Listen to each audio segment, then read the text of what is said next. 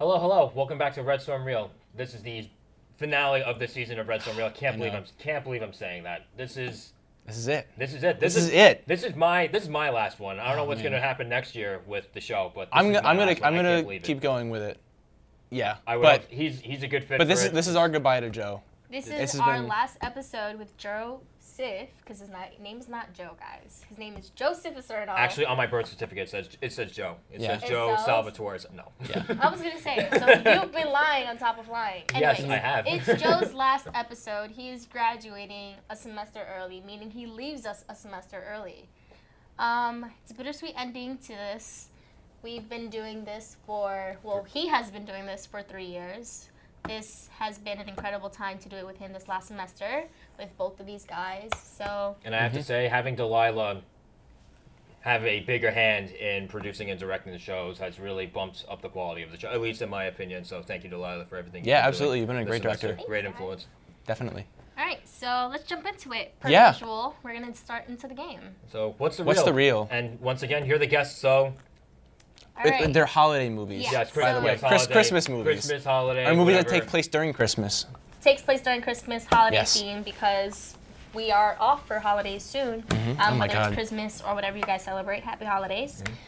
This first movie is about... Oh, crap, I forgot all my movies. All right, 1988, Bill Murray. Scrooge. Thank you. That was a very easy one. I hope you get it. Okay, so 1960, guy who wants to be promoted at his insurance company, and to do this, he loans out his apartment to higher up business executives, so they can take their mistresses and have their fun with them without their wives. I don't even know this. Mistresses? Yeah. What movies do you watch? Yes.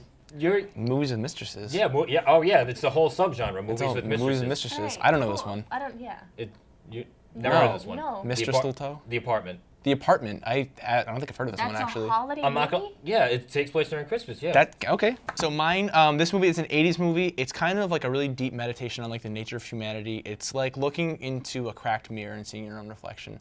And it's about these little green men terrorizing. Gremlins. Yes, Damn it is Gremlins. It's Gremlins. I love that movie. All right, I think you were going into the daughter of Santa Claus comes back home to help Santa for the holidays. She's an executive, and she's not very Christmas spirited. But this one year, when she finally comes back, she becomes more Christmas spirited. Is this like a Hallmark movie? I don't think it was a Hallmark movie. I think I know what you're talking about, but I don't know the name of it. Ready? Yeah. Santa Baby. Santa Baby. Okay, yeah, I know. I was going to say Santa Claus. I'm like, wait, that's I've heard of this one. Yeah. So, is it me? All right. Yeah, it's your last. Okay.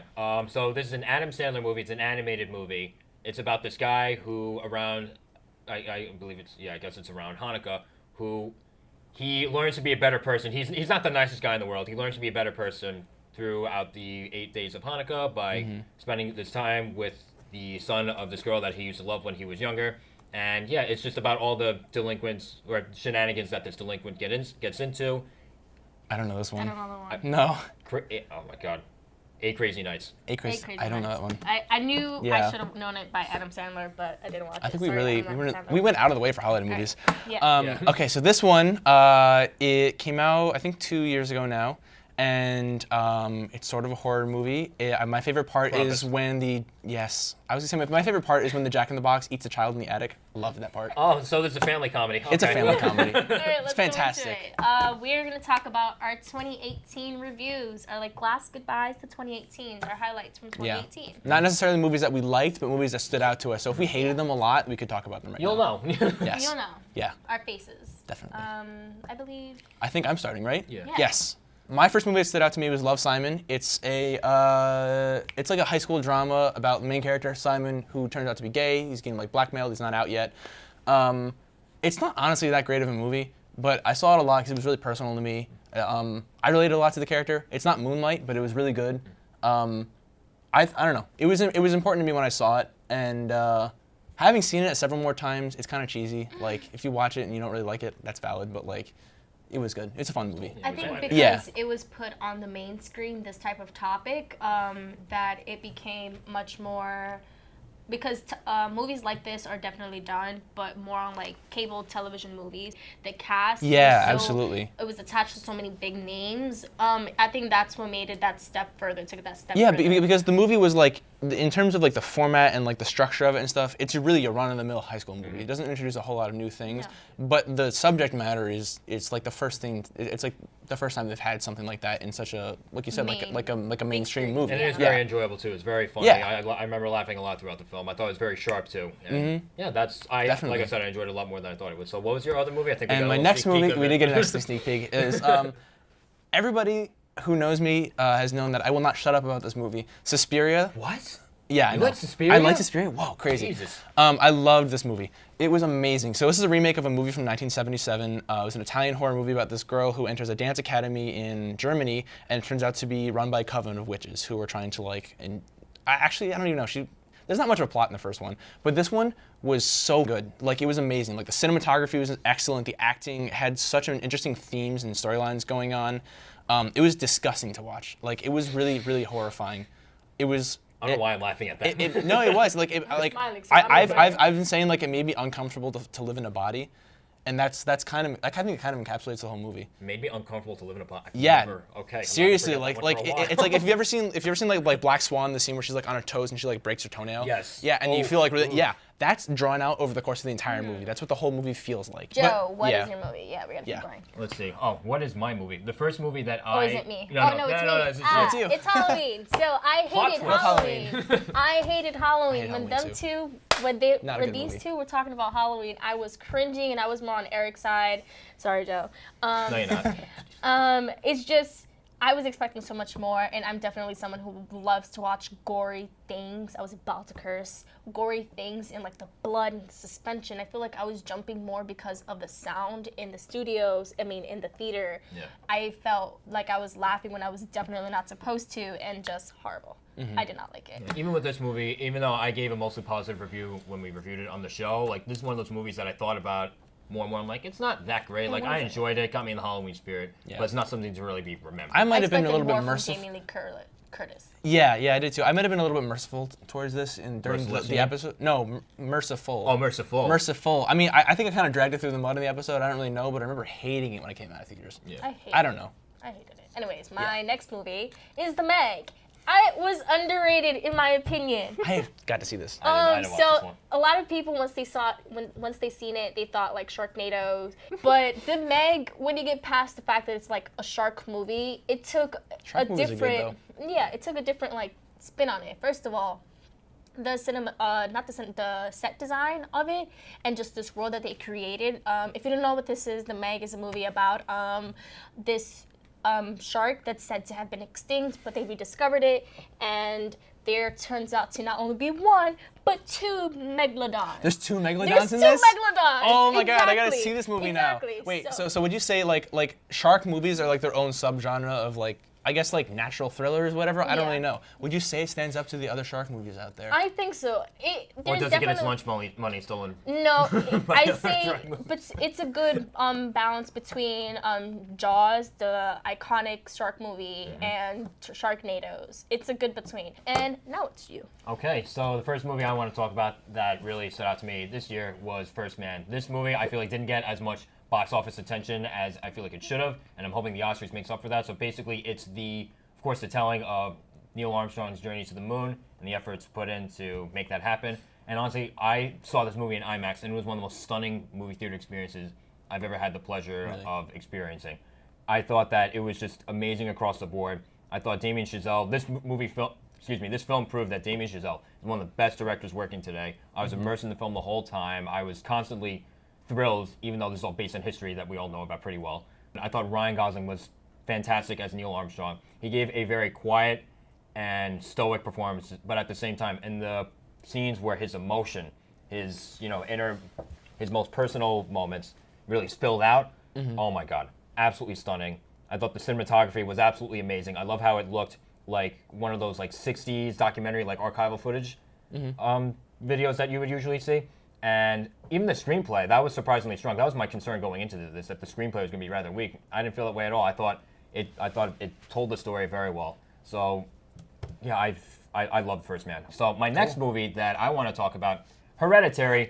Oh my goodness, absolutely stunned. This is good. Well, I thought this was one of the most masterfully executed films that I'd ever seen in my life. I love how throughout Really? there wasn't as much I guess, scary moments, but it was constantly suspenseful. Like I constantly felt like something was going to happen. Holy crap. I felt like it was building up to just something shocking or horrifying throughout the entire film. And even when it's not trying to be scary or suspenseful, there's still so much brutal, searing drama going on. The family drama was really, really good.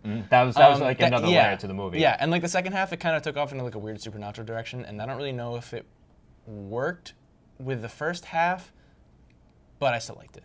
I didn't see it, but can I say that the cast looks amazing? The cast, Yeah. every The cast, performance each in this film was person fantastic. can tell stands out. All right, so 2019. 2019. Movies for 2019. Movies for 2019. Okay, So that's the first one. Yeah, not gonna lie, I am extremely biased. Big disclaimer here: extremely biased in talking about this next movie, The Lion King. It is the original Lion King is one of my favorite films of all time. So naturally, when I heard that they were gonna do a remake of this one with the success that they seem to be having with the other ones, I was very excited. I don't know what you guys, what you're thinking. I'm not excited for this. No. Yeah. If it wasn't for the names, I don't think we should really be doing this. I don't see why, I said it before, classics are said to be classic.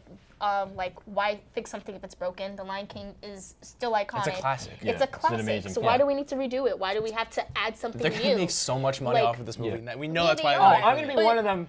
I'm gonna be one of them enthusiastically running in to see this film. And if I may counterpoint, because I remember when I heard that they were doing like all these remakes of Disney movies, like of course I'm like, oh, these are just cash grabs. And while I'm definitely convinced that this is a cash grab, I had the same attitude going into Jon Favreau's The Jungle Book, and it's the same people that did The Jungle Book that are doing this, and I felt like Jon Favreau really knocked it out of the park with The Jungle Book. I just think want to that- see what they do with this film. I'm I feel sure, like it I'm definitely sure has it's probably gonna be potential. like decent, but I think that it's like this trend of just remaking old classics is just smothering creativity in the crib. It is. Oh, and Toy Story 4, this movie, what I will say, it has a lot to do to justify it being made. Because Toy Story 3 ended off on such a perfect Yeah, note. they tied it together so nicely. like, there why was are you a doing great this one? conclusion to that movie. I didn't watch I it. don't know. Like, and from the teasers that we've seen, like, yeah, there's some, I don't know, the first one was a little weird when they're all just like, going in like the conga line or whatever you want to call that. Then the second one with the new toys played by Keegan Yeah, Peele. yeah. Like, I'm sure it'll be somewhat funny. Do I think that it'll live up to the other three? I honestly have no idea. I haven't seen enough. Like a lot of the actors were saying that like it's a really emotional story and everything, which like that's cool. If they can great. follow up 3 with a good one, I guess that's nice. But I Toy don't know. Story, the franchise of Toy There was Story just so is much supposed closure to in the be. third one. yeah, there's It's supposed to be about life as childhood and in the perspective of kids. If Andy's grown up and in college, what more are we gonna expect? What's that Anyways. thing? oh Jesus. My movie's Godzilla, King of the Monsters. I can't wait for this movie. I think Oh it's my very god, good. I don't even care. It's gonna have Godzilla fighting Mothra and King Ghidorah and Rodan all in the same movie. Well, I I'm didn't see so that one. excited. I'm so excited for this movie. Anyways, she's thick. Godzilla. The next movie I'm excited for is Happy Death Day to You, the sequel. Last year, Happy Death Day, I saw the trailers for it. I'm like, this looks kind of dumb. I went out with some friends to go see it, just kind of on a whim. It was like one of the best theater experiences I've had in a long time. This movie was so much fun. It was like, it's Groundhog Day, where like, there's this girl in college who gets killed by this guy in a mask, and she wakes up on that day and she has to keep repeating it until she can like stop him. The twist on this is that I think like, it happens again, but now all her friends are involved, and like, so wait, no, I think it's like It her. was one specific friend, I'm pretty sure. Yeah, And she or helps that one tapping. specific Yeah, friend. it's like happening to somebody else, and like she's now caught up in it too, and she has to like help him escape or something. It's good though. My turn. who's that This pretty is lady La there? Wow. Llorona. If you don't know what La Llorona is a Mexican tale about a woman who was killed or who lost her men while her kids. I'm totally screwing up the story. I'm sorry. Anyways, it's a fable, a Latin fable, and a lot of people have known it. And now it's like, I feel like a big introduction to American culture.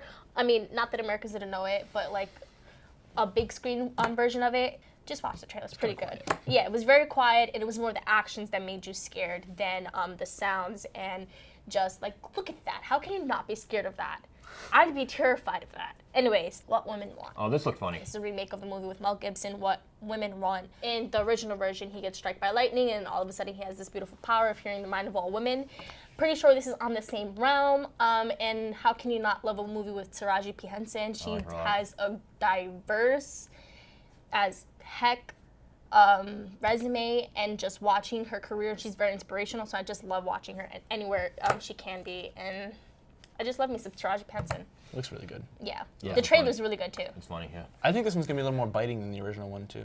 Probably, and it's gonna be a lot more spicier. Yeah. Because like, hello. Spicier, I like that word. Spicier. Yeah. So that's our 2019 wrap up. I'm pretty sure. Yeah. That means that's the end of us. This is the last episode of the season. Joe's last episode.